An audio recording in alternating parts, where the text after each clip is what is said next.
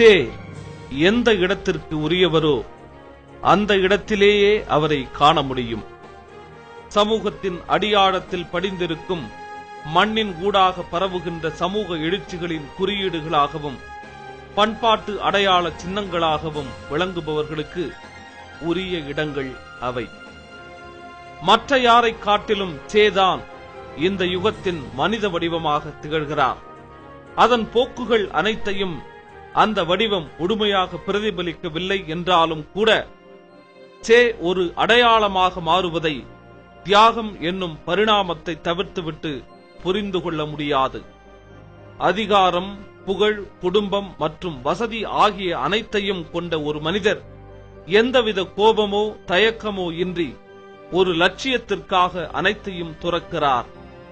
தனது பெற்றோர்களுக்கு விடைபெறும் விதமாக எழுதிய கடிதத்தில் ஒரு கலைஞனுக்கே உரிய கவனத்துடன், நான் உரமேற்றி இருக்கும் என் மன வலிமை என்னுடைய பலவீனமான கால்களையும் களைத்து போன நுரையீரலையும் சுமந்து செல்லும் என்று குறிப்பிட்ட அவர், தான் நினைத்தது அல்லது விரும்பியது உடனே நடந்துவிட வேண்டும் என்ற உணர்வுடன் தான் எப்போதுமே செயல்களை தொடங்குவார்.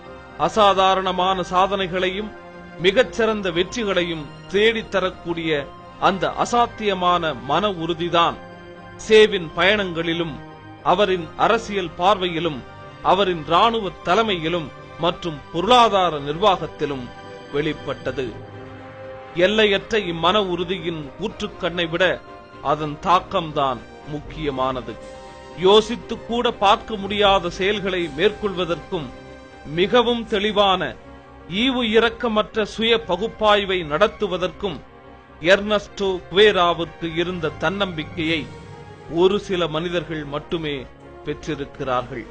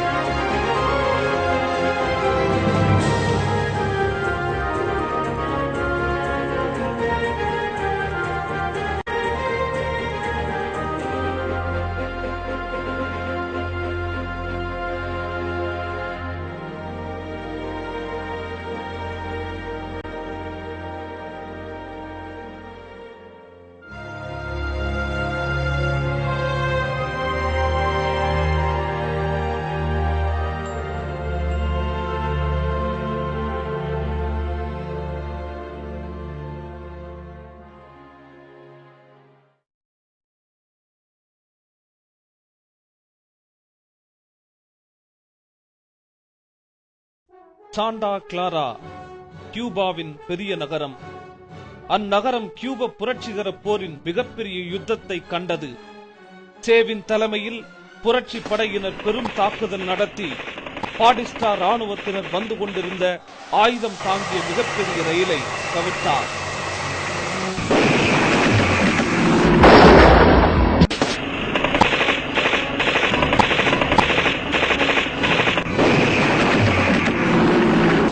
ஏராளமான ராணுவத்தினர் சரணடைந்த நிலையில் பெரும் எண்ணிக்கையிலான ஆயுதங்கள் கைப்பற்றப்பட்டன.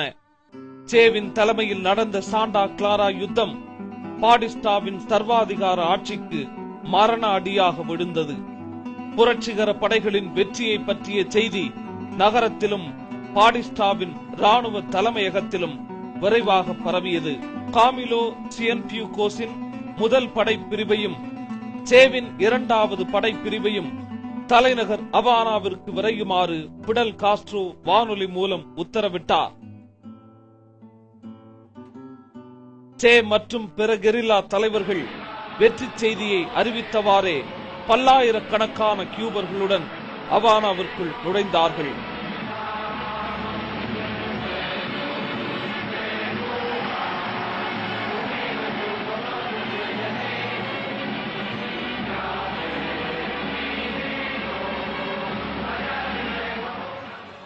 அவானாவிற்குள் விரைந்த 2 புரட்சி படைப்பிரிவுகளும் விரைந்து கியூபாவை கைப்பற்றின.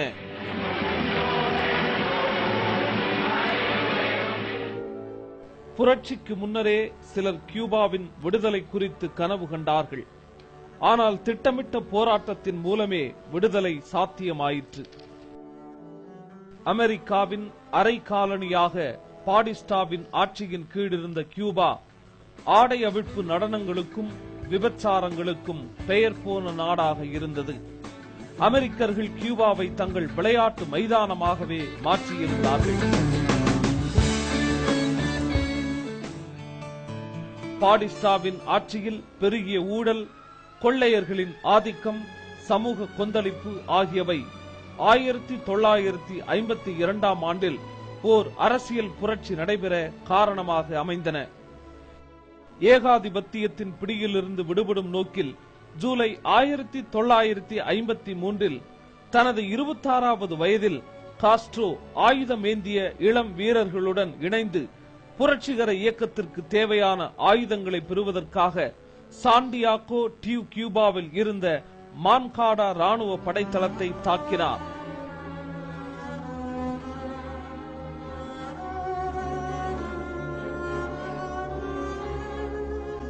தாக்குதல் படுதோல்வி அடைந்தது. ஃபிடல், அவரது சகோதரர் ரால் காஸ்ட்ரோ உள்ளிட்ட 100க்கும் மேற்பட்ட தோழர்கள் கைது செய்யப்பட்டார்கள். இவர்களில் 70க்கும் அதிகமானோர் சுட்டுக் கொல்லப்பட்டார்கள்.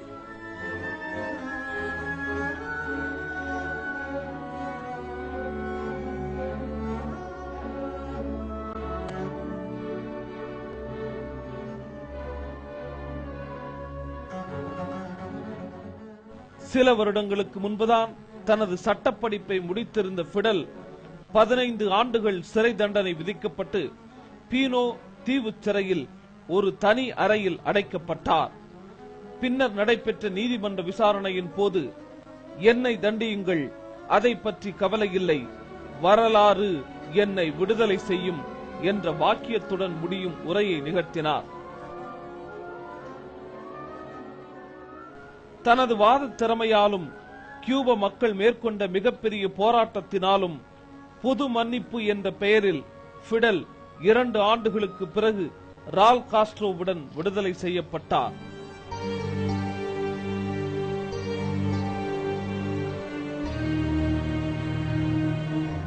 கியூப நாட்டின் சுயமரியாதையை நிலைநாட்டவும் பாடிஸ்டாவின் அரசை வீழ்த்தவும் பெரும் திட்டத்துடன் கியூபாவில் இருந்து மெக்சிகோ வந்தடைந்த காஸ்ட்ரோ, ரால் காஸ்ட்ரோவின் மூலம் சேகுவேரா என்ற அரசியல் விழிப்புணர்வுள்ள புரட்சியாளர் ஒருவரை சந்தித்தார்.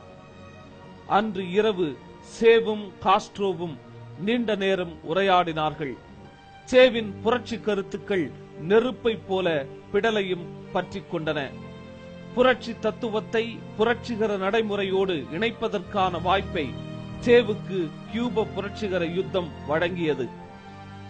அவர்கள் இருவரும் தோழர்களாக மாறிய ஒரே இரவில் மான்காடா தாக்குதல் நினைவாக உருவாக்கப்பட்ட ஜூலை 26 இயக்கத்தில் சே உறுப்பினராகிவிட்டார். ஜூலை 26 இயக்கம் மெக்சிகோவில் பயிற்சி பெற்று நவம்பர் 26ஆம் தேதி மெக்சிகோவிலிருந்து 82 பேருடன் கிரான்மா என்னும் படகில் கியூபாவை நோக்கி கிளம்பியது. 25 பேர் மட்டுமே பயணிக்க தகுந்த அந்த படகு 82 பேர் மற்றும் போராட்ட ஆயுதங்களுடன் மிகுந்த சிரமத்துக்கிடையில் தன் பயணத்தை தொடர்ந்தது. சே மருத்துவ பொறுப்பாளராக தனது பயணத்தை தொடங்கினார். கியூபாவில் உள்ள சாண்டியாகோ நகரில் ஃபிடல் காஸ்ட்ரோ தனது தோழர்கள் மூலமாக பாடிஸ்டாவின் அரசுக்கு எதிரான போராட்டத்திற்கு மக்களை திரட்டினார். மக்கள் எழுச்சி நடைபெற்ற அந்த நாளில் நிகுவேரா என்ற இடத்தில் கிரான்மா படகு கரையேற வேண்டும் என்று ஃபிடல் காஸ்ட்ரோ திட்டமிட்டிருந்தார்.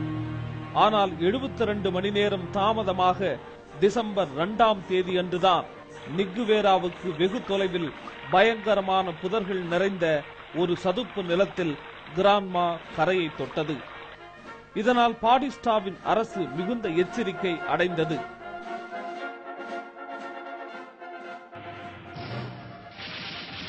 புதர்கள் நிறைந்த சதுப்பு நிலத்தில் கெரில்லா வீரர்கள் சிதறிப் போனார்கள். புரட்சியின் முதல் யுத்தம் டிசம்பர் 5ஆம் தேதி அலெக்கரியா டியூப்யூ என்னும் இடத்தில் தொடங்கியது. மருத்துவ கடமையா அல்லது புரட்சிகர வீரனின் கடமையா, இவற்றில் எதை தேர்ந்தெடுப்பது என்ற கேள்விக்கு சே விடை கண்டார். மருந்து பெட்டியை விட்டுவிட்டு ஆயுத பெட்டியை அவர் தேர்ந்தெடுத்தார். ராணுவத்துக்கும் கெரில்லாக்களுக்கும் இடையில் நடந்த யுத்தத்தில் பல கெரில்லாக்கள் விரைவிலேயே சுட்டுக் கொல்லப்பட்டார்கள். ராணுவத்தினருடன் நடந்த யுத்தத்தின் போது சேவின் கழுத்தில் குண்டு பாய்ந்து லேசாக காயம் ஏற்பட்டது. சேவின் வாழ்வில் முதல் முறையாக மரணம் உரசிச் சென்றது. சேகுவேரா குண்டடிப்பட்ட காயத்துடன் சதுப்பு நில காடுகளில் இருந்து பிற கெரில்லாக்களுடன் தப்பித்து கியூபாவின் மிக உயர்ந்த மலைப்பகுதியான சியாரா மிஸ்ராவை அடைந்தார். அங்கிருந்த பிடல், ரால் மற்றும் பிற தோழர்களுடன் இணைந்து ஜனவரி மாத மத்தியில் கடற்கரையோர கிராமமான லா பிளாட்டாவில் இருந்து ராணுவ நிலைகள் மீது வெற்றிகரமாக தாக்குதல் நடத்தினார். பாடிஸ்டாவின் ராணுவத்தினர் 10,000 பேர் பணியில் ஈடுபட்டிருந்தனர். ஆனால் கெரில்லாக்கள் வெறும் 321 பேர் மட்டுமே இருந்தனர்.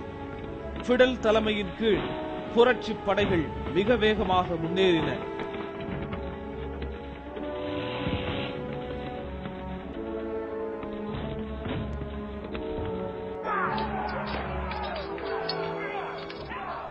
சே தன்னுடைய திறமையாலும் பொறுப்புணர்வாலும் தளபதி பதவியை பெற்றார்.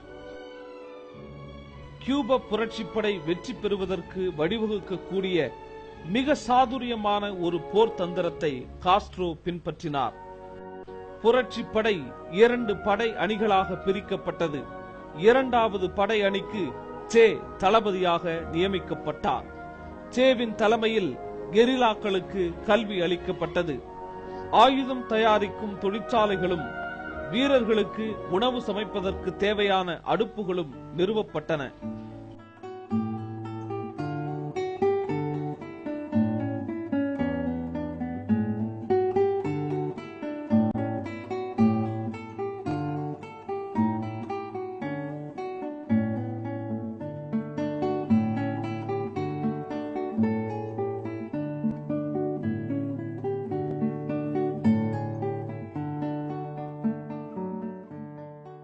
புரட்சி படையின் செய்திகளையும் கருத்துக்களையும் வெளியிடுவதற்கென்று எல் கியூபானோ லிப்ரே என்ற பத்திரிகையையும் ஒரு வானொலி நிலையத்தையும் சே தொடங்கினார்.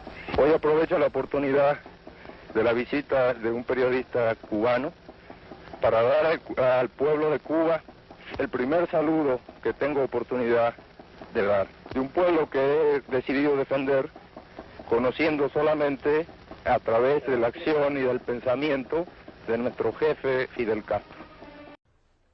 மேற்கில் பயணம் செய்து தீவை 2ஆக பிரித்து கியூபாவின் மையத்தில் யுத்தத்தை தொடங்கி அவானாவை நோக்கி செல்லும்படி சேவின் படைப்பிரிவுக்கு பிடல் உத்தரவிட்டார். அங்கிருந்து சாண்டா கிளாரா நகரை அடைந்தார்கள். நகரில் 10க்கும் மேற்பட்ட டாங்குகளுடன் 2500 ராணுவ வீரர்கள் இருந்தார்கள். புறநகர் பகுதிகளில் மேலும் 1000 படை வீரர்கள் நிறுத்தப்பட்டிருந்தார்கள். பாடிஸ்டாவின் ராணுவ வீரர்களுக்கு உதவுவதற்கு ஏராளமான ஆயுதங்களுடன் ஒரு ரயில் வருவதாக சேவிற்கு தகவல் கிடைத்தது. ஆயுதம் தாங்கிய ரயிலை தடுத்து நிறுத்துவது, ராணுவ காப்பரனிலிருந்து ராணுவ படையினரும் டாங்குகளும் வெளிவராமல் தடுப்பது, குடிமக்களை அணி திரட்டுவது ஆகியவற்றில்தான் யுத்தத்தின் வெற்றி அடங்கியிருக்கிறது என்று சே புரிந்து கொண்டார். திட்டமிட்டபடி ரயில் கவிழ்க்கப்பட்டது. ராணுவத்தினர் மீதான திடீர் தாக்குதலில் ஏறத்தாழ 300 பேர் கொல்லப்பட்டார்கள். கெரில்லா போராளிகள் 6 பேர் மரணமடைந்தார்கள். போரின் இறுதி நாட்களில் சேவின் பாத்திரம் இன்றியமையாததாக இருந்தது. அவர் காட்டிய நிதானம், உறுதி, தெளிவு, தியாக உணர்வு ஆகியவை அனைத்துமே விலைமதிப்பற்றவையாக விளங்கின. கியூபாவில் இருந்து பாடிஸ்டா தப்பி ஓடியதில் முடிந்தது இந்த யுத்தம். இந்த யுத்தம்தான் கியூபாவின் விடுதலைக்கான கதவை முழுவதுமாக திறந்து வைத்தது. சாண்டா கிளாரா வெற்றிக்கு பிறகு சேவின் படைப்பிரிவும் கிழக்கில் இருந்த காமிலோவின் படைப்பிரிவும் அவானாவை அடைந்தன. ஆட்சி அதிகாரம் புரட்சியாளர்களின் கைகளுக்கு மாறியது. 6 ஆண்டுகள் இடைவெளிக்கு பிறகு தனது தாயையும் தந்தையையும் சந்தித்தார்.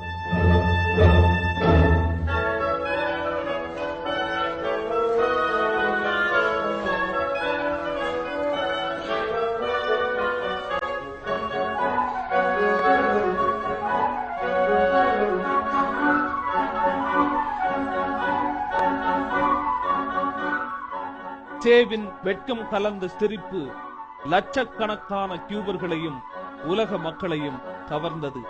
தங்களுடைய புரட்சி என்று கியூப புரட்சியை கொண்டாடிய அந்நாட்டு மக்கள் அப்புரட்சியின் அடையாளமாகவே சேவை பார்த்தார்கள்.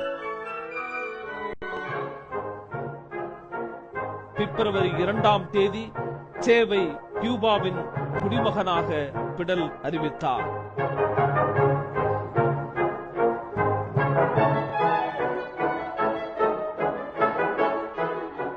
விடாமுயற்சி, தன்னம்பிக்கை, தான் எடுத்துக்கொண்ட நிலைப்பாட்டின் மீது மிகுந்த மன உறுதி ஆகிய பண்புகளை சிறு வயதிலேயே சே தனது தாயார் தெலியாவிடமிருந்து பெற்றிருந்தார். தனித்தன்மை வாய்ந்தவரான தெலியா இடதுசாரி நம்பிக்கை உள்ள மத எதிர்ப்புடன் கூடிய சோசலிஸ்டாக இருந்தார். சே தனது 2வது வயதில் ஆஸ்துமாவால் தாக்கப்பட்ட போது தன்னுடைய உடல் பலவீனத்தை எதிர்கொள்வதில் தனது தாயும் தந்தையும் அளித்த தீவிரமான மன உறுதியை தொடக்க ஆண்டுகளில் இருந்தே பெற்றிருந்தார். Nació perfectamente bien y resulta que a los 15 días Ernesto tuvo una pulmonía muy seria, que quizá este fuera el verdadero origen de su asma. Y ahí estuvimos más de 7 u 8 días mirando el bebé. Yo recuerdo y nunca me voy a olvidar, yo estaba realmente muy apenado y mi diagnóstico era malo. Pero de pronto no comía, no tomaba leche, pero de pronto vi que se prendió de la teta la madre y hizo un gesto de alegría y le dije vieja, le dije a Celia, el chico se salió. Asthma தொல்லையினால் Che தன் வீட்டிலிருந்தே கல்வி பயின்றார். சேவின் இல்ல நூலகத்தில் அவருடைய விருப்பத்திற்குரிய எழுத்தாளர்களின் நூல்கள் நிறையவே இருந்தன. Victor Hugo, Jack London, Tolstoy, Dostoevsky, Gorky ஆகியோரது நூல்களை சே தனது சிறு வயதிலேயே வாசித்தார். விளையாட்டுக்களை அதிகம் நேசித்த அவர் தனது நோயை பற்றி கவலைப்படாமல் எதை எடுத்துக் கொண்டாலும் அதில் தனது முழு திறனையும் செலுத்தினார்.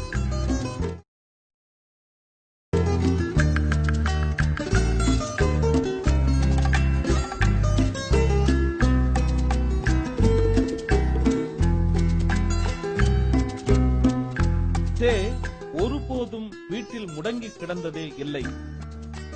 இளம் பருவத்திலேயே தனது மிதிவண்டியை எடுத்துக்கொண்டு வட அர்ஜென்டினா முழுவதும் பயணம் செய்த அவருக்கிருந்த வேட்கை அவரது வாழ்நாள் இறுதி வரை தொடர்ந்தது.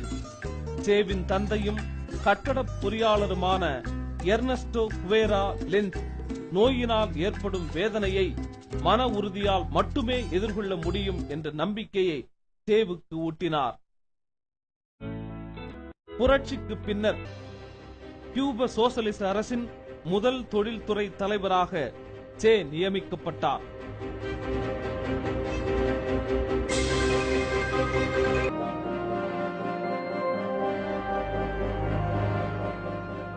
சேவின் பொறுப்பின் கீழ் நில சீர்திருத்தம் தீவிரமாக நடைபெற்றது. ஆயிரக்கணக்கான துண்டு நிலங்களாக பகிர்ந்தளிப்பதை காட்டிலும் மாபெரும் பண்ணைகளை உருவாக்குவது என்பது சேவின் பொருளாதார கொள்கையாக இருந்தன. கியூபாவில் இருந்த அமெரிக்க பண்ணை நிறுவனங்கள் அரசுடைமை ஆக்கப்பட்டதால் கியூபாவிற்கும் அமெரிக்காவிற்கும் இடையே மிகப்பெரிய விரிசல் ஏற்பட்டது. ஜூலை 12ஆம் தேதி புரட்சிகர அரசின் பிரதிநிதியாக சே ஜப்பான், யுகோஸ்லாவியா, இந்தியா, எகிப்து, இலங்கை, இந்தோனேசியா, பாகிஸ்தான், சூடான் மற்றும் மொராக்கோ போன்ற நாடுகளுக்கு பயணமானார். இந்தியாவில் அவர் நேருவை சந்தித்தார். செப்டம்பரில் கியூபா திரும்பி வந்த சே தேசிய வங்கியின் தலைவராக்கப்பட்டார்.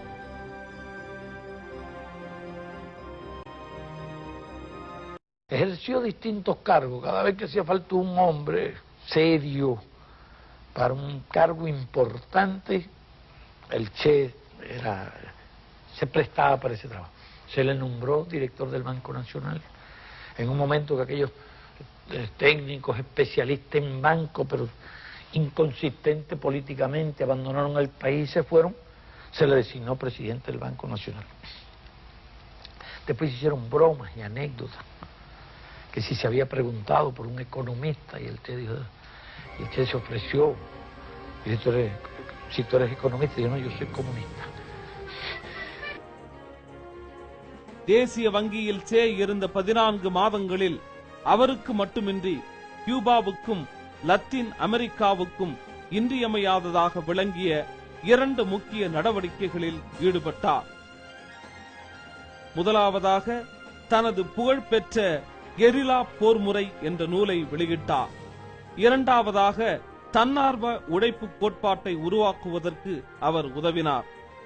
புரட்சிகர உத்வேகத்தை கிளர்ந்தெழச் செய்வதாகவும் புரட்சியின் அடிப்படைகளை பயிற்றுவிப்பதாகவும் தன்னார்வ உழைப்பு விளங்கியது. சே முன்னுதாரணமாக விளங்கினார். கட்டிடம் கட்டுதல், நெசவாலைகளில் வேலை செய்தல், சரக்குகளை இறக்குவதற்கு உதவுதல் போன்ற வேலைகளை செய்தார். கியூப மக்களுடன் கலந்துரவாடுவது அவருக்கு பெருமகிழ்ச்சி அளித்தது.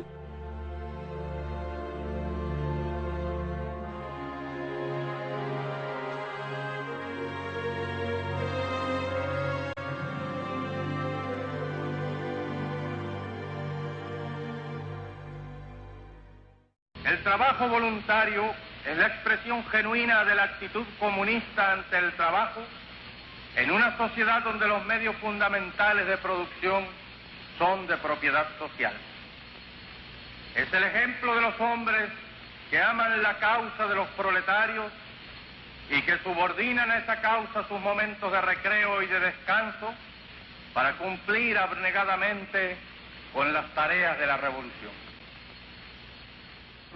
நீண்ட காலமாக நீடிக்கும் ஆஸ்துமா தாக்குதலுக்கு நடுவில் தன்னார்வ உழைப்பில் அவர் காட்டிய உற்சாகத்திற்கு நிகராக வேறு தலைவர்கள் யாரும் காட்டியதில்லை.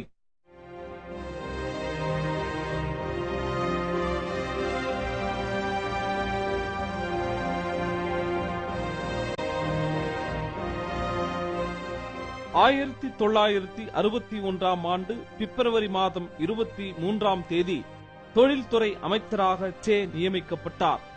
சே சோசலிசத்தின் கீழ் பொருளாதார அளவுகோல் மட்டும் சமூக மாறுதலுக்கான முன்னேற்றத்துக்கான அடையாளமாக இருக்க முடியாது என்பதையும், புதிய வகையான மனித உறவுகளை உருவாக்குவதே சோசலிச சமூகத்தின் முக்கிய நோக்கமாகும் என்பதையும் ஒரு புரட்சிகர பொருளாதார நிபுணர் என்ற வகையில் சே எப்போதும் கவனத்தில் கொண்டிருந்தார். சேவின் பொறுப்பின் கீழ் நாடு திட்டமிட்ட பொருளாதாரத்தை நோக்கி முன்னேறியது. தொழில்துறை, வர்த்தக நிறுவனங்கள் அனைத்தும் அரசு கட்டுப்பாட்டின் கீழ் கொண்டுவரப்பட்டு நாட்டுடைமை ஆக்கப்பட்டன. கியூபாவுக்கும் அமெரிக்காவுக்கும் இடையிலான உறவில் மிகவும் சர்ச்சைக்குரியதாக இருந்தது நில சீர்திருத்தம்தான். நில சீர்திருத்தத்தின் விளைவாக 1960 ஆண்டின் தொடக்கம் முதல் கியூபா மீதான வெளிநாட்டு நெருக்கடிகள் அதிகரிக்க தொடங்கியது. முதலாவதாக கியூபாவின் சர்க்கரையை கொள்முதல் செய்வதை அமெரிக்கா உடனடியாக நிறுத்திக் கொண்டது. இரண்டாவதாக கியூபாவில் இருந்த அமெரிக்க எண்ணெய் சுத்திகரிப்பு நிலையங்கள் பிற நாடுகளிலிருந்து இறக்குமதி செய்யப்பட்ட எண்ணெயை சுத்திகரிக்க மறுத்துவிட்டன. இதனால் அந்த ஆலைகளை கியூபா சோசலிச அரசு நாட்டுடைமை ஆக்கியது. இந்த கட்டத்தில் சோவியத் குடியரசு துணைத் தலைவர் அனாஸ்டாஸ் மிகோயன் கியூபாவிற்கு வருகை தந்தார். அவர் வருகையின் பயனாக புரட்சிகர அரசு தனது நோக்கங்களில் பலவும் நிறைவேறக் கண்டது. எந்த சிக்கலும் இல்லாமல் சர்க்கரையை தொடர்ந்து வாங்குவது என்று சோவியத் யூனியன் உறுதியளித்தது. அமெரிக்க ஒதுக்கீட்டிற்கு இணையான அளவிற்கு சர்க்கரையை வாங்கும்படி குருஷேவின் தலைமையில் சோவியத் அரசாங்கத்தை கியூபர்கள் கேட்டுக்கொண்டார்கள். குருஷேவ் இதற்கு சம்மதித்தார். ஷேவும் பிடலும் சோவியத் யூனியனுடன் நெருக்கமாக இருக்க தொடங்கியவுடனே அமெரிக்காவிற்கு பதற்றம் அதிகரிக்க தொடங்கியது. எண்ணெய் மற்றும் சர்க்கரை விஷயத்தில் வாஷிங்டன் உடனான மோதல் உச்சக்கட்டத்தில் இருந்த சமயத்தில் 1961ஆம் ஆண்டு அமெரிக்க ஜனாதிபதியாக ஜான் கென்னடி பதவியேற்றார். கென்னடி பதவியேற்றால் அமெரிக்கா உடனான உறவில் மாறுதல் வரும் என்று எதிர்பார்த்த காஸ்ட்ரோவுக்கு ஏமாற்றமே கிடைத்தது. கியூபாவில் புரட்சி வெற்றி அடைந்ததிலிருந்தே கியூபா மீதான போர் தயாரிப்பு பணிகளில் அமெரிக்கா ஈடுபட்டிருந்தது. 1961ஆம் ஆண்டு ஏப்ரல் 17ஆம் தேதி கியூபாவில் உள்ள பிக்ஸ் வளைகுடா பகுதியில் அமெரிக்கா போர் தொடுத்தது. போர் 3 நாட்கள் நீடித்தது. கியூபா புரட்சிகர ராணுவத்தில் 25,000 பேர் மட்டுமே இருந்தார்கள். போரில் வெற்றி அடைவதற்கு மக்களை ஆயுத பாணிகளாக ஆக்குவதை தவிர காஸ்ட்ரோவுக்கு வேறு வழி இருக்கவில்லை. சேவின் தலைமையில் ஆயுத பாணிகளாக்கப்பட்ட 2 லட்சம் மக்களும் வெற்றியில் முக்கிய பாத்திரம் வகித்தார்கள். காஸ்ட்ரோவின் வழிகாட்டுதலாலும் சே மற்றும் ரால் காஸ்ட்ரோ ஆகியோரின் தலைமையிலும் கியூபா அமெரிக்காவுக்கு எதிராக மாபெரும் வெற்றி அடைந்தது. சே மக்கள் மத்தியில் மிக உயர்ந்த இடத்தை பெற்றார். கென்னடியின் அரசாங்கம் பிக்ஸ் வளைகுடா தோல்விக்கு பழிதீர்க்க என்ன விலை கொடுத்தாவது இன்னொரு புதிய போர் முயற்சிகளை மேற்கொள்ளும் என்று கியூபா அப்போது நியாயமாகவே நம்பியதுடன் ரஷ்யாவிடம் ராணுவ உதவிகளை கோரியது. அதற்கு சம்மதித்த சோவியத் அரசாங்கம் அமெரிக்காவுக்கு எதிராக கியூபாவில் ஏவுகணைகளை நிறுத்தியது. நெருக்கடி தீவிரமடைந்தது. தீவில் ஏவுகணைகள் நிறுத்தப்பட்டதை அறிந்த கென்னடி அவை அங்கிருந்து வெளியேற வேண்டும் என்று வற்புறுத்தி ஒரு கடல் முற்றுகைக்கு ஆணையிட்டார். குருஷேவ் முதலில் குமுறி எழுந்தார். பிறகு அவர் அமெரிக்காவின் இறுதி எச்சரிக்கைக்கு அடிபணிந்தார். ஐநா சபையின் கண்காணிப்பின் கீழ் ஏவுகணைகள் திருப்பி எடுத்துச் செல்லப்பட்டன. சோவியத் ரஷ்யாவின் தீவிர ஆதரவாளரான சே இதை கற்பனை செய்து கூட பார்க்கவில்லை. சே கியூப நாட்டின் பொருளாதார முன்னேற்றத்திற்கு தேவையான பணிகளில் ஈடுபட விரும்பினார். ஆனால் அமெரிக்கா சோசலிச கியூபாவை தொடர்ந்து அச்சுறுத்திக் கொண்டே இருந்தது. கியூபாவின் மீது போர் தொடுப்பதற்கான ஏகாதிபத்தியத்தை எதிர்த்த போராட்டத்தில் நேரடியாக அமெரிக்கா சதிவேலைகளை எதிர்த்து போரில் பங்கேற்க வேண்டியிருந்தது.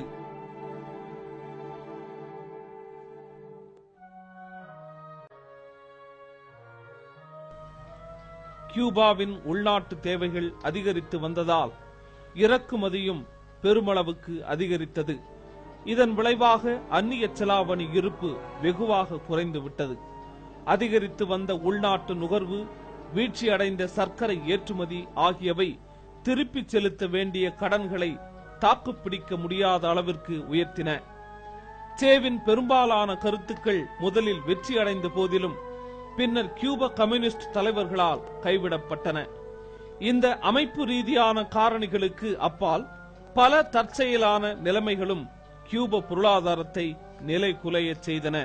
1964ஆம் ஆண்டு டிசம்பர் மாதம் பல உலக நாடுகளுக்கு வர்த்தக ஒப்பந்தம் செய்து கொள்வதற்காக சென்ற சே ரஷ்யாவில் குருஷேவையும் சீனாவில் மாவோவையும் சந்தித்தார். ஐக்கிய நாடுகள் சபையில் கியூப பிரதிநிதியாக உரையாற்றும் வாய்ப்பும் அவருக்கு கிடைத்தது. La bestialidad imperialista. Bestialidad que no tiene una frontera determinada ni pertenece a un país determinado. Bestias fueron las hordas hitleristas, como bestias son los norteamericanos hoy, como bestias son los paracaidistas belgas, como bestias fueron los imperialistas franceses en Argelia. Porque es la naturaleza del imperialismo la que bestializa a los hombres. la que la convierte en fieras sedientas de sangre que están dispuestas a degollar, a asesinar, a destruir hasta la última imagen de un revolucionario, de un partidario de un régimen que haya caído bajo su bota o que luche por su libertad. Y la estatua que recuerda a Lumumba, hoy destruida pero mañana reconstruida, nos recuerda también en la historia trágica de ese mártir de la revolución del mundo, que no se puede confiar en el imperialismo, pero ni tantito así, nada.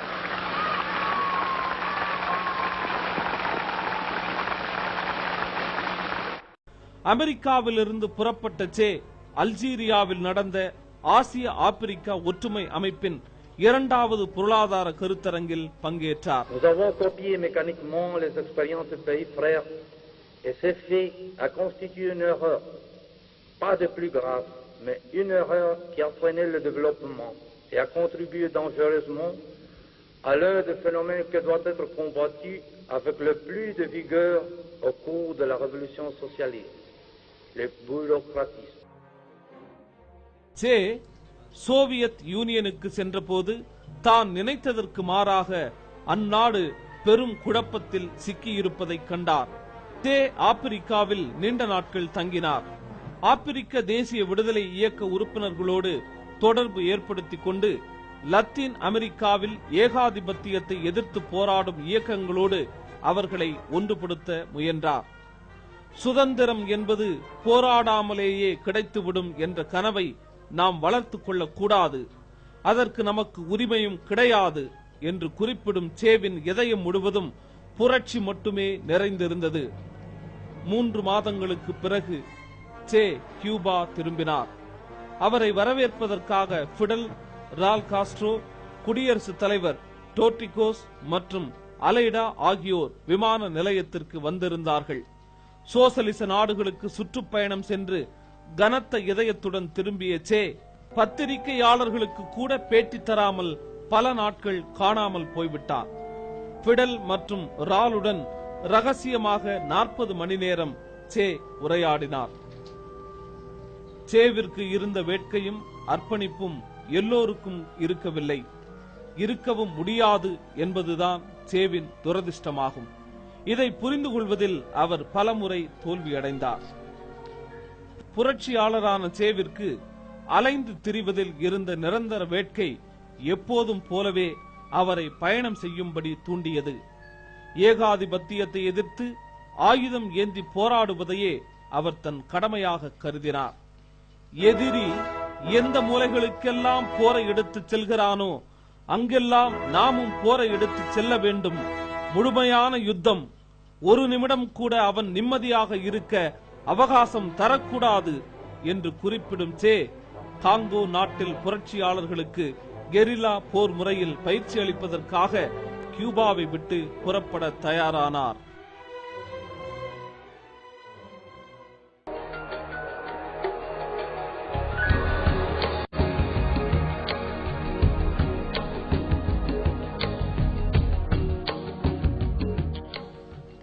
சேவின் முதல் வெளிநாட்டு பயணம் Buenos அயர்ஸிலிருந்து 1952ஆம் ஆண்டு தொடங்கியது. தொலைதூர பிரதேசங்களுக்கு சுற்றித் திரிவது என்ற கனவின் ஒரு பகுதியாக அவரை விட மூத்தவரான ஆல்பர்டோ கிரானடோவுடன் வட அமெரிக்காவுக்கு மோட்டார் சைக்கிளில் அவர் பயணமானார். சேவின் எதிர்கால வாழ்வில் இந்த பயணம் ஒரு முன்னோட்டமாக இருந்தது. கிரானடோவுடன் சேர்ந்து லத்தீன் அமெரிக்கா முழுவதும் பயணம் செய்த காலத்தில்தான் அவருடைய கண்ணோட்டம் பெரிய அளவிற்கு லட்சியபூர்வமான மாற்றங்கள் ஏற்பட துவங்கியது. தென் அமெரிக்க பயணத்தின் போது அவர் கண்ட தாமிர சுரங்கங்களும் தொழுநோயாளிகளின் காலனிகளும் செவ்விந்தியர்களது குடியிருப்புகளும் அவருக்கு சமூக நிலைமை குறித்த ஆழ்ந்த புரிதலை தந்தன.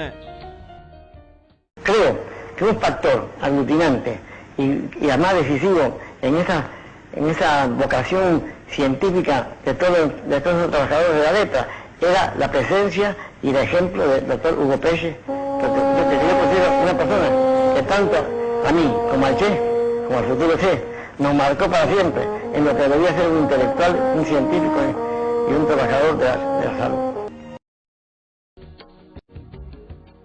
இந்த மாபெரும் கண்டத்தில் விவசாயிகளும் தொழிலாளர்களும் மீளவே முடியாத வறுமையில் உடண்டு கொண்டிருந்ததை அவர் கண்டார். La despedida que estos enfermos nos hicieron al Che y a mí en San Pablo pasó de todo lo imaginable. Para mí es uno de los recuerdos más hermosos que tengo en mi vida, y tengo muchos recuerdos hermosos. En ese tránsito, el viaje nuestro, y sobre todo esa estancia en Perú, donde encontró tantas diferencias sociales, creo que eso le ayudó a él también a tener una visión más certera de cuál era su futuro. மக்களின் விதியை மாற்றி எழுத வேண்டுமானால் ஒரு மாபெரும் சமூக புரட்சி நிகழ வேண்டும் என்று லத்தீன் அமெரிக்க பயணத்தின் இறுதி கட்டத்தில் சே உணர்ந்தார். அப்பயணத்தின் மூலம் நினைத்ததை விட அதிகமாகவே தான் மாற்றம் அடைந்திருப்பதாக தன்னுடைய மோட்டார் சைக்கிள் நாட்குறிப்பில் அவர் குறிப்பிடுகிறார். 1952 ஆண்டு செப்டம்பர் மாதம் பியூனஸ் அயர்ஸ் திரும்பிய சே 9 மாதம் கழித்து தனது 24வது வயதில் மருத்துவ படிப்பில் பட்டம் பெற்றார்.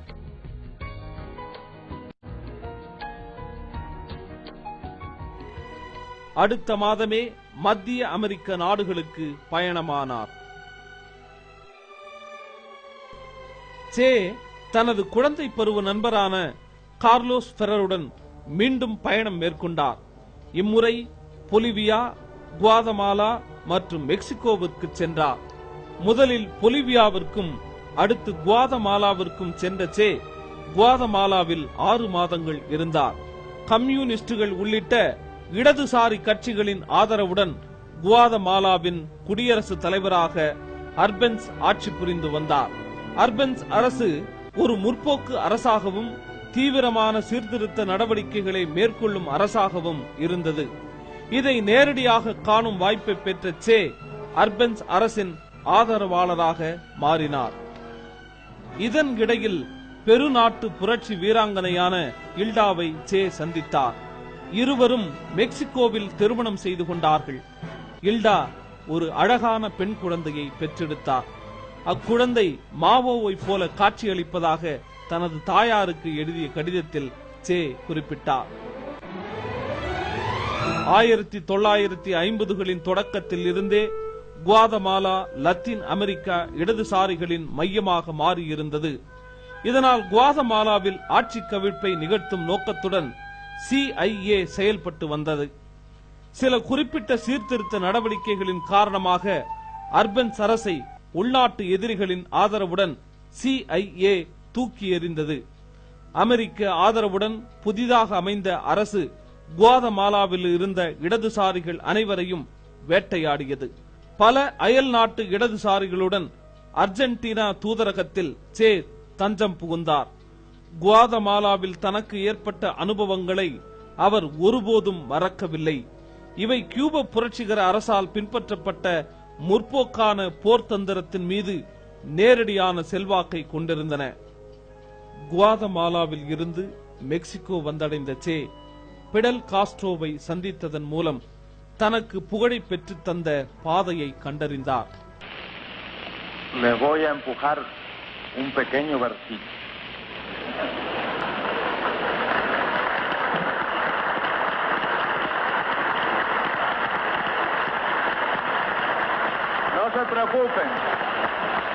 No se preocupen, porque no es de mi propia inspiración, como dicen. Es un poema, nada más que unos párrafos de un poema de un hombre desesperado.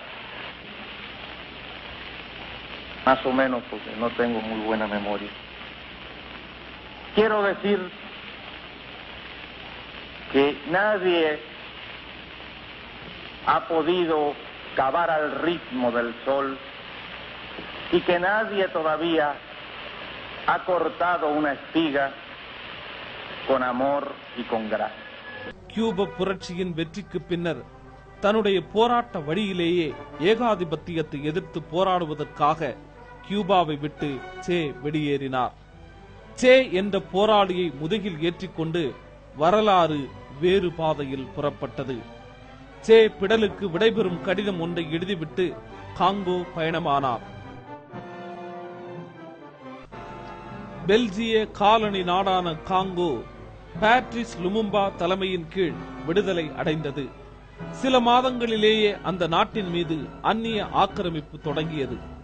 முதலில் பெல்ஜிய ராணுவத்தினரும் பிறகு ஐநா சபையின் ராணுவ துருப்புக்களும் வந்திறங்கினர். லுமும்பாவின் தேசிய அரசை தூக்கி எறிந்துவிட்டு ஒரு புது காலனி அரசை நிறுவுவதிலும் அந்நாட்டை பல்லாண்டுகளாக தங்கள் கட்டுப்பாட்டில் வைத்திருந்த டிரஸ்டுகள் மற்றும் பெரும் தொழில் நிறுவனங்கள் வசம் மீண்டும் ஒப்படைப்பதிலும் ஐநா சபை என்னும் முகமூடியுடன் செயல்பட்டு வந்த மேற்கத்திய அரசுகள் குறியாக இருந்தன. லுமும்பா முழுமையான காலனிய நீக்கத்திற்காக நின்றார். எனவே அவரை தடுத்து அப்புறப்படுத்த வேண்டியிருந்தது. 1960ஆம் ஆண்டு செப்டம்பர் மாதத்தில் கங்கோலிய அரசையும் லுமும்பாவை ஆதரித்த நாடாளுமன்றத்தையும் கர்னல் மொபுடு தூக்கி எறிந்தார். லுமும்பா கைது செய்யப்பட்டு சில தினங்களிலேயே படுகொலை செய்யப்பட்டார்.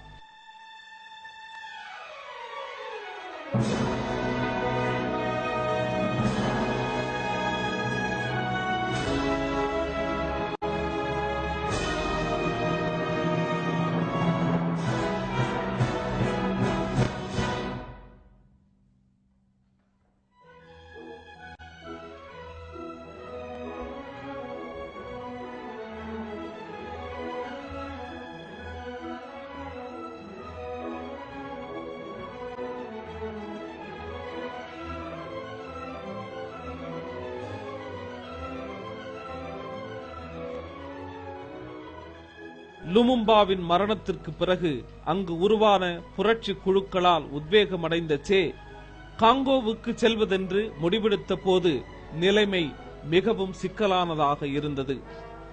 கங்கோலிய புரட்சி படைகள் புவியியல் ரீதியாக சிதறி கிடந்தன. அப்படைகளும் அவற்றை ஆதரித்த அயல் நாட்டினரும் வெவ்வேறு வேலை திட்டங்களை கொண்டிருந்தனர்.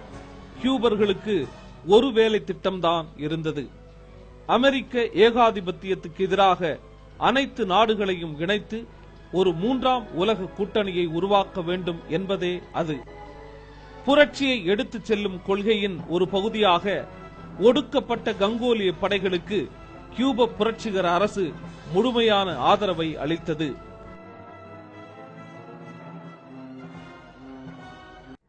கிழக்கே இருந்த கங்கோலிய கெரில்லா படைகளுக்கு பயிற்சி அளிப்பதுதான் சேவின் பணியாகவும் இருந்தது.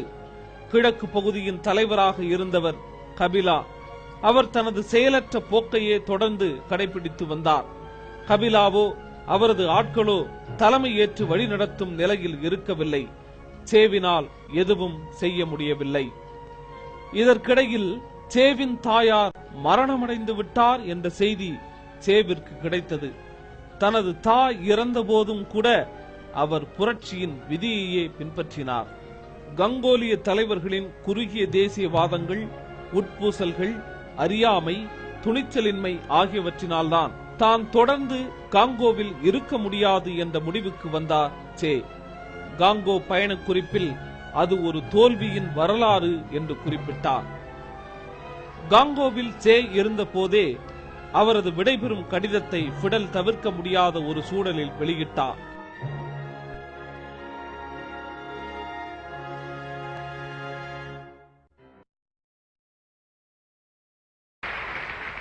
Fidel, me recuerdo en esta hora de muchas cosas, de cuando te conocí en casa de María Antonia, de cuando me propusiste venir, de toda la tensión de los preparativos. Otras tierras del mundo reclaman el concurso de mis modestos esfuerzos. Yo puedo hacer lo que te está negado por tu responsabilidad al frente de Cuba. Y llegó la hora de separarnos.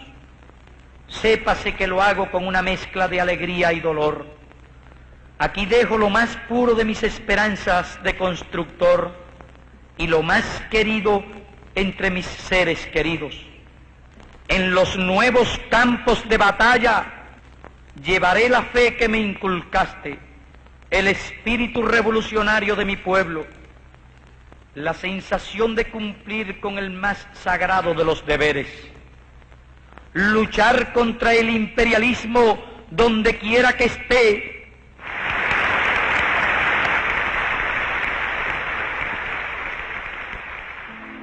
Ya después que se conoció la carta, que era una necesidad política ineludible, él, con ese carácter particular,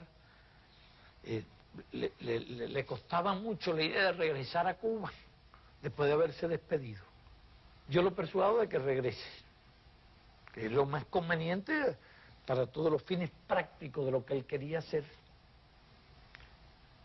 Y regresa, pero también clandestinamente regresa a Cuba. Cuba திரும்பிய சேவிற்கு Castro இன்னொரு திட்டத்தை பரிந்துரைத்தார். அர்ஜென்டினாவில் புரட்சி போராட்டத்தில் ஈடுபட வேண்டும் என்னும் சேவின் லட்சியம் நிறைவேற உதவுவதுதான் அது. அப்போது இருந்த சூழ்நிலையில் அர்ஜென்டினாவிற்கு சே சென்றால் அவரை கொன்று விடுவார்கள் என்று பயந்த பிடல் அதற்கு மாறாக பொலிவியாவிற்கு அவர் செல்வதே நல்லது என்று கருதினார். பொலிவியாவை தொடர்ந்து அர்ஜென்டினாவிற்கு செல்ல முடியும் என்று எண்ணிய சேவும் அதற்கு ஒப்புக்கொண்டார்.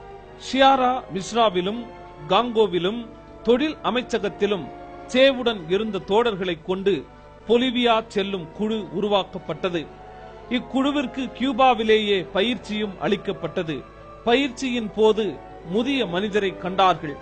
விரைவில் அது மாறுவேடத்தில் இருந்த சேதான் என்று கண்ட அவர்கள் மகிழ்ச்சியும் பெருமையும் அடைந்தார்கள். பொலிவியாவில் அந்நாட்டுக்கே உரிய சொந்த புரட்சிகர இயக்கங்கள் எவையும் இல்லாததால் சேவின் தலைமையிலான கியூபர்களின் படைக்குழு புரட்சியின் முன்னணி படையாக செயல்பட்டது. சேவின் போராட்டத்திற்கு உதவ பொலிவியா கம்யூனிஸ்ட் கட்சியின் பொதுச் செயலாளராக இருந்த மரியோ மோஞ்சேவை இணங்க வைப்பதற்கு பிடல் தன்னால் இயன்ற அனைத்தையும் செய்தார். மோஞ்சே அதற்கு இணங்க மறுத்தார். அரை மனதுடன் 20 கெரில்லா வீரர்களை அனுப்புவதாக ஒப்புக்கொண்டிருந்த அவர் பிறகு அதை நிறைவேற்றவே இல்லை. ராமோன் மங்கே பெர்னாண்டோ என்ற புனை பெயரில் 1966ஆம் ஆண்டு டிசம்பர் மாதம் மாறுவேடம் அணிந்து பொலிவியாவிற்குள் சே சென்றார். மோஞ்சே தனது சொந்த நோக்கத்தில் வெற்றியடைவதற்கு சேவையும் பிற கெரில்லாக்களையும் முடிந்த அளவிற்கு விரைவாக பொலிவியாவில் இருந்து வெளியேற்றிட போராட்டத்திற்கு சாதகமான பகுதிகளில் இருந்து வேறு இடத்திற்கு அனுப்ப முயன்றார். மோஞ்சேவால் தேர்ந்தெடுக்கப்பட்ட பகுதி நங்கஹூ வாசு என்ற இடமாகும். அந்த பகுதி அர்ஜென்டினாவிற்குள் நுழைவதற்கு தகுந்த இடமாக இருந்தது. பிரெஞ்சு பத்திரிகையாளரான ரெஜி டிப்ரேவை பொலிவியாவில் கெரில்லா தளம் அமைக்க சாதகமான பகுதியை கண்டறிய பிடல் அனுப்பியிருந்தார். நங்கஹூ வாசு பகுதியை தேர்ந்தெடுக்கும் வரையில் டிப்ரேவின் அறிக்கை சேவிற்கு கிடைக்கவே இல்லை. கெரில்லா தளம் அமைப்பதற்கு சிறிதும் பொருத்தமற்ற இடமாக நங்கஹூ வாசு பகுதி இருந்தது. பொலிவிய கம்யூனிஸ்ட் கட்சியின் உடனான அவர்களது உறவு மிகவும் துன்பகரமானதாக அமைந்தது. Tu avais une théorie, une pratique d'avant-garde, mais le but était de faire de la Bolivie une arrière-garde. Non pas de prendre le pouvoir à la passe, ce qu'il m'a dit ne pas vouloir. Il aurait été très embarrassé d'ailleurs de prendre le pouvoir à la passe, me l'a-t-il dit. Le but était de faire une sorte de plateforme à laquelle viendraient et d'où repartiraient des noyaux de foyers guérilleros brésiliens, péruviens, argentins, colombiens, etc. பொலிவிய communist கட்சியால் ஏமாற்றப்பட்ட சே அக்கட்சியின் துணை இல்லாமலேயே போராடுவது என முடிவெடுத்தார். நங்கஹூ வாசு பகுதியிலிருந்து உளவு அறிவதற்காக சென்று 6 வாரங்கள் கழித்து திரும்பிய போது கெரில்லாக்கள் முகாமில் பயங்கரமான குழப்பத்தை கண்டார் சே. 2 கெரில்லாக்கள் முகாமிலிருந்து வெளியேறி ராணுவத்தினரிடம் அகப்பட்டார்கள். முகாமை பற்றி தங்களுக்கு தெரிந்த அனைத்து விஷயங்களையும் கூறினார்கள். முதன்முறையாக ராணுவத்தினர் கெரில்லா முகாமுக்கு வந்தபோது கெரில்லாக்கள் வெளியே சென்றிருந்தார்கள். கியூபா மற்றும் மெக்சிகோ லேபிள்களை கொண்ட உடைகள், மற்றும் தற்காலிக முகாமிற்கே உரிய பல பொருட்களை பொலிவியா ராணுவத்தினர் கைப்பற்றினார்கள். நங்கவு வாசு பள்ளத்தாக்கில் ஒரு புரட்சி குழு செயல்பட்டது கண்டுபிடிக்கப்பட்டது. உளவு அறிவதற்காக சென்றுவிட்டு திரும்பிய சே முக்கியமான 3 நபர்களை முகாமில் கண்டார். பிரெஞ்சு பத்திரிகையாளரான ரெஜி டிப்ரே பிடலுக்கும் சேவுக்கும் இடையிலான செய்தி தொடர்பாளராக வந்திருந்தார். இரண்டாம் அவர் ஓவியர் பஸ்டோஸ். இவ்விருவருடன் ஜெர்மனியில் சேவின் மொழிபெயர்ப்பாளராக இருந்த தானியாவும் வந்திருந்தார். அவர் சேவின் மீது இருந்த காதலாலும் கெரிலா போர் முறையின் மீதான பற்றினாலும் முகாமுக்கு வந்திருந்தார். 3 பார்வையாளர்களும் 1 மாத காலம் சேவுடன் தங்கியிருந்து விட்டு கிளம்பியது இன்னொரு மோசமான நெருக்கடியை உருவாக்கியது. ஏப்ரல் 7ஆம் தேதி பொலிவியா ராணுவத்தின் 4வது டிவிஷன் புரட்சியாளர்களின் தலைமை முகாமை ஆக்கிரமித்தது. அங்கு நடந்த திடீர் தாக்குதலில் 9 ராணுவத்தினர் கொல்லப்பட்டார்கள். ஏராளமானோர் சரணடைந்தார்கள். அவர்களிடம் இருந்த ஆயுதங்களும் கைப்பற்றப்பட்டன. புரட்சியாளர்களின் வெற்றி பொலிவியா அரசை நிலைகுலைய வைத்தது. CIA ஏஜென்டான ஜெனரல் ஆல்பர்டோ ஓபண்டே புரட்சியாளர்களை ஒடுக்குவதற்கு பொலிவியா அரசாங்கத்தின் சார்பாக பொறுப்பேற்றுக் கொண்டார். ஏப்ரல் 20ஆம் தேதி டிப்ரேவும் பஸ்டோஸும் பொலிவியா முகாமில் இருந்து வெளியேறும் சமயத்தில் ராணுவத்தினரால் சுற்றி வளைக்கப்பட்டு கைது செய்யப்பட்டார்கள். தானியா புரட்சி படையின் 2வது குழுவுடன் இணைந்து கொண்டார். அடி உதைகளும் விசாரணைகளும் தொடங்கிய முதல் வாரங்களில் டிப்ரே தனது சொந்த கதைகளையே கூறிக்கொண்டிருந்தார். தான் ஒரு பத்திரிகையாளர் என்றும் சே அங்கிருக்கிறார் என்ற வதந்திகளை கேள்விப்பட்டு அங்கு சென்றதாகவும் கூறினார். டிப்ரேவிடம் இருந்து அனைத்து ஆவணங்களும் பொலிவிய ராணுவத்தினரால் கைப்பற்றப்பட்டன. முதலில் அடிபணிந்த பஸ்டோஸ் சே மற்றும் பிற கெரில்லாக்களின் உருவச் சித்திரங்களை வரைந்தார். கெரில்லா முகாமை பற்றிய முழு விவரங்களையும் செல்வதற்கான பாதையையும் வரைந்து கொடுத்தார். பொலிவியா ராணுவத்தின் ஆயுத எழுச்சிக்கு எதிரான போராட்டம் மனித வேட்டையாக மாறியது. சேவை பிடிப்பது அல்லது கொல்வது என்னும் ஒரே நோக்கத்தில் 40க்கும் குறைவான கெரில்லாக்களை தேடி ஆயிரக்கணக்கான ராணுவத்தினர் தங்களது தேடுதல் வேட்டையை தொடங்கினார்கள். இந்த சமயத்தில் சே தனக்கு மிகவும் நெருக்கமானவர்களை இழந்தார். ஆகஸ்ட் 31ஆம் தேதி 2வது பின்னணி பாதுகாவல் படை ஒரு நதியை கடக்க தொடங்கிய போது ஜோக்குவின் தானியா, மோஞ்சேகுவரோ, ஃப்ராலியோ உள்ளிட்ட 10 பேர் ராணுவத்தினரால் சுற்றி வளைக்கப்பட்டு சுட்டுக் கொல்லப்பட்டார்கள். பின்னணி பாதுகாவல் படையினர் கொல்லப்பட்ட செய்தி கடைசியில்தான் சேவுக்கு கிடைத்தது. செப்டம்பர் மாத இறுதியில் 1500க்கும் அதிகமான ராணுவத்தினர் மற்றும் CIA-வை சார்ந்தவர்கள் சே மற்றும் பிற கெரில்லாக்களை பிடிக்கும் பணியில் தங்களை முழுமையாக ஈடுபடுத்திக் கொண்டார்கள். சேவின் புரட்சி படையினர் அக்டோபர் 7ஆம் தேதி லாஹி குவேராவுக்கு அருகில் இருந்த பள்ளத்தாக்கிற்குள் நுழைந்தார்கள். சைனோ சாங்கின் கண்ணாடி உடைந்து போய் விட்டதால் அவரால் தொடர்ந்து நடக்க முடியாமல் போகவே அன்று இரவு அனைவரும் அங்கேயே தங்கினார்கள். தகவல் அறிந்த ராணுவத்தினர் 8ஆம் தேதி அதிகாலையில் கெரில்லாக்கள் முகாமிட்டிருந்த யூரோ கணவாயை முற்றுகையிட்டனர். சேவின் குழு இருந்த கணவாயின் மையப்பகுதியின் மீது ராணுவம் வெடிகுண்டு தாக்குதலை நடத்தியது. துப்பாக்கி சண்டை ஏறத்தாழ 3 மணி நேரம் நீடித்தது. சே ராணுவ ரேஞ்சர்களுக்கு எதிராக தீவிரமாக யுத்தம் புரிந்தார். இந்நிலையில் சேவின் குழு நகரத் தொடங்குவதை ராணுவம் கண்டது. நண்பகல் 1:30 மணியளவில் சேவின் படை மீது ராணுவம் சுடத் தொடங்கியது. அவரது M1 ரக துப்பாக்கி தோட்டாக்களால் தாக்கப்பட்டு பழுதடைந்தது. அடுத்த சில நிமிடங்களில் அவரது காலில் குண்டு பாய்ந்தது. Fue detectado cuando se le acabó las municiones, sacó la pistola, también se le acabó, creo, esas municiones, finalmente tuvo que quedarse herido de la pantorrilla, y cuando el ejército lo sorprende dice que te mato, y entonces el Willy, Simón Cuba, se interpone diciéndole, es el comandante, no lo maten. இராணுவத்தினரால் சுற்றி வளைக்கப்பட்ட நிலையில் சே, cyano, song, வில்லி ஆகிய மூவரும் கைது செய்யப்பட்டார்கள். Euro கணவாயில் இருந்து மூவரும் லாகுவேராவில் இருந்த ஒரு பள்ளிக்கூடத்திற்கு கொண்டு செல்லப்பட்டார்கள். அக்டோபர் 9ஆம் தேதி வாஷிங்டனுடன் கலந்து ஆலோசித்துவிட்டு பொலிவியா அரசாங்கம் சேவை கொல்லும்படி ஆணை பிறப்பித்தது. காலையில் இதற்கான ஆணை கிடைத்த பிறகு அந்த ஆணையை நிறைவேற்றும்படி பெலிக்ஸ் ரோட்ரிக்வெஸ் ராணுவ படைக்குழுவுக்கு ஆணையிட்டார். சேவை ஏராளமான புகைப்படம் எடுத்தார்கள்.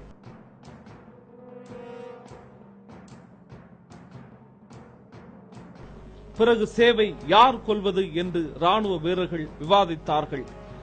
சேவை கொல்வதற்கு லெப்டினன்ட் மரியோ டெரான் தேர்ந்தெடுக்கப்பட்டார். சுடுவதற்கு தயங்கிய டெரானை பார்த்து சே சொன்னார், சுடு, பயப்படாதே. முதலில் கொல்லத் தயங்கிய டெரான் பின்னர் முழு போதையில் வந்து அரை டசன் தோட்டாக்களால் சேவின் உடலை துளைத்தான். அதற்கு முன்பாகவே வில்லியும் சைனோ சாங்கும் சுட்டுக் கொல்லப்பட்டிருந்தார்கள். Estuve empezando mi carrera docente en el 1967. Me correspondió trabajar en la localidad de La Higuera. Escuché una descarga muy cercana, como unos 3 o 4 tiros. Inmediatamente yo tuve la intuición de que se trataba de él, porque según lo que se podía observar no había ya gente, era raro. Y inmediatamente yo brinqué, salí corriendo en esa dirección.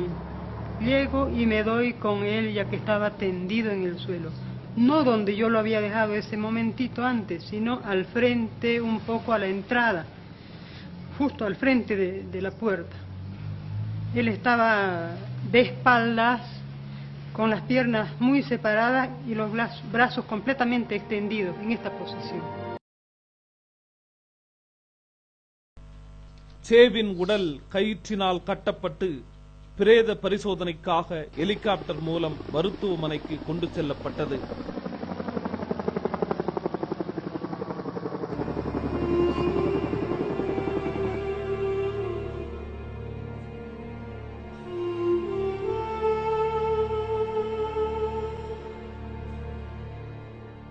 சிறிது நேரத்தில் சேவின் உடலை பார்க்க ஏராளமான பொதுமக்களும் பத்திரிகையாளர்களும் கூடிவிட்டார்கள்.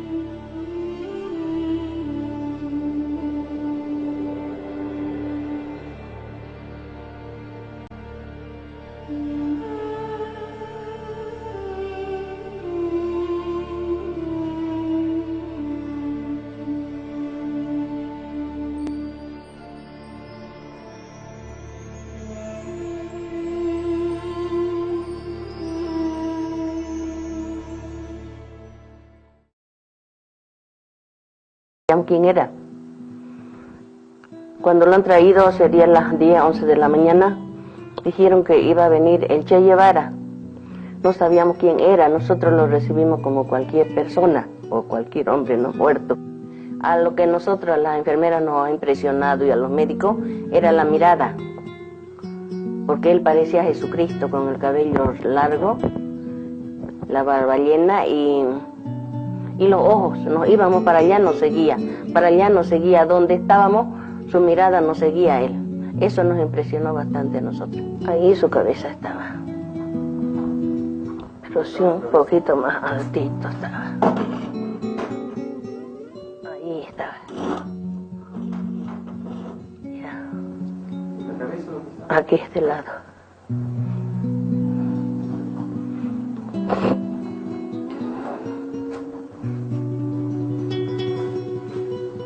Aquí estaban los pies.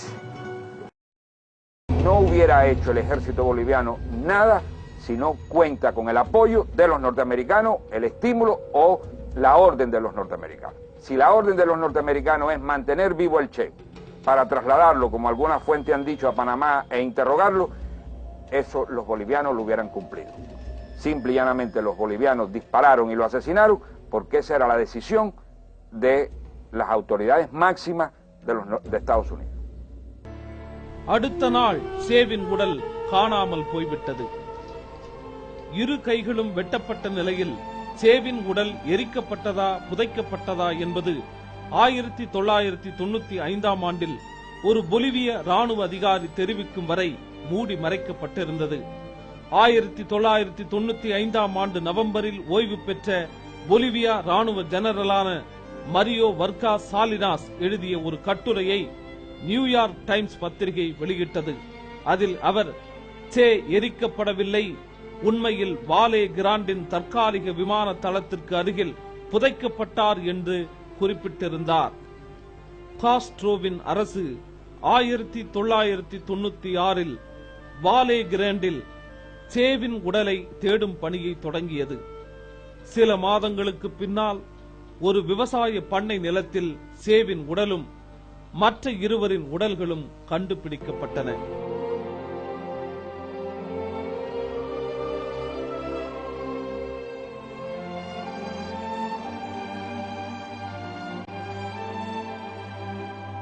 சேவின் உடல்தான் என்பதை உறுதி செய்ய கைகள் வெட்டப்பட்ட அடையாளமே போதுமானதாக இருந்தது.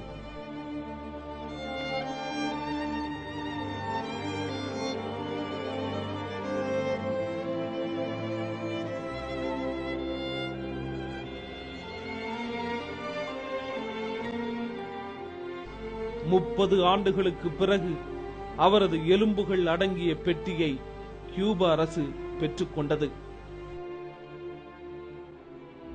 1997ஆம் ஆண்டு அக்டோபர் மாதம் சாண்டா கிளாரா நகருக்கு வெளியே கட்டப்பட்டிருந்த நினைவாலயத்தில் சேவின் உடல் மக்கள் முன்னிலையில் புதைக்கப்பட்டது. இந்த தோல்வி புரட்சியின் தோல்வி அல்ல, அது எப்படியும் வெற்றி பெறும் என்று பிடலிடம் சொல்லுங்கள் என்பதுதான் சுட்டுக் கொல்லப்படுவதற்கு முன்பு சே கூறிய இறுதி சொற்களாகும். 30 வருடங்களுக்கு பிறகு சே தன்னை தத்தெடுத்துக் கொண்ட தாய்நாட்டுக்கே திரும்பிவிட்டார்.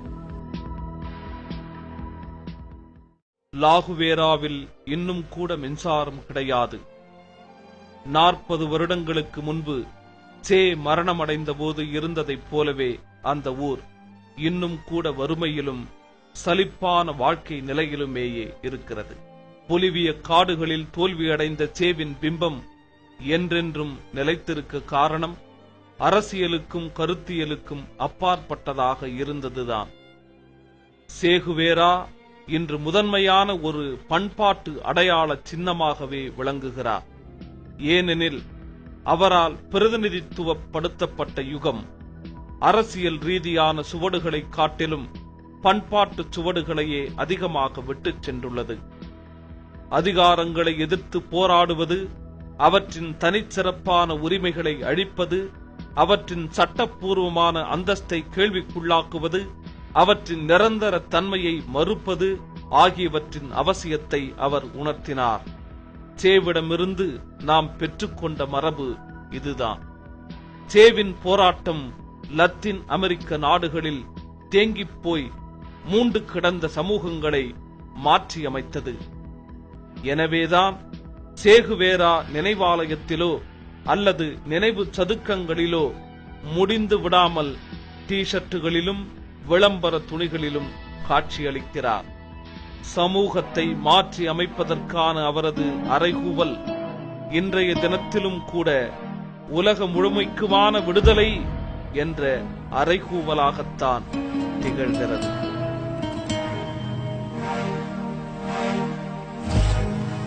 Aprendimos a quererte desde la histórica altura donde el sol de tu bravura le puso un cerco a la muerte. Aquí se queda la clara, la entrañable transparencia de tu querida presencia, comandante Che Guevara.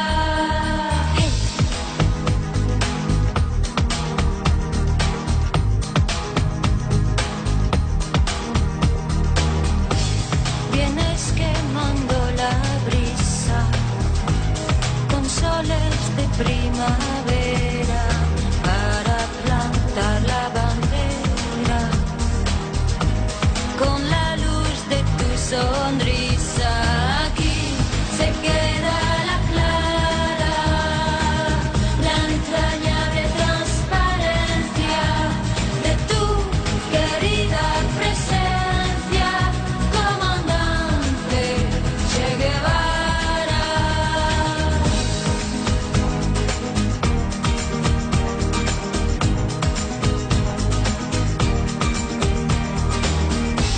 Tu amor revolucionario te conduce a nueva empresa donde esperan la firmeza de tu brazo libertario.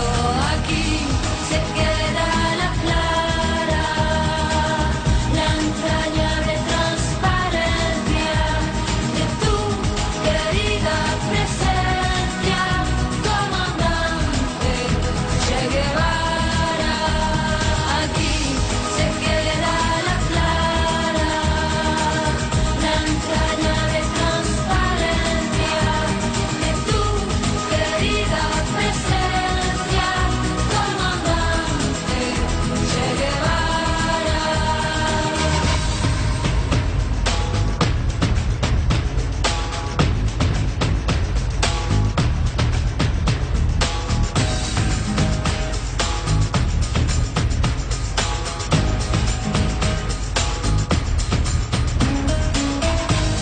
Seguiremos adelante, como junto a ti seguimos, y con Fidel te decimos, hasta siempre, comandante.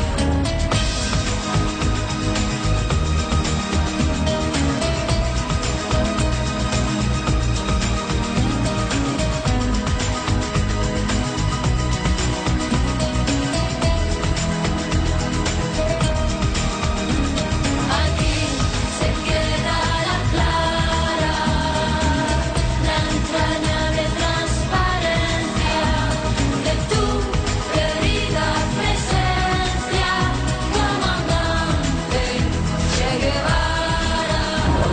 Aquí se queda la clara, la entrañable transparencia de tu querida presencia, comandante Che Guevara. Esa ola irá creciendo cada día que pase, esa ola ya no parará más.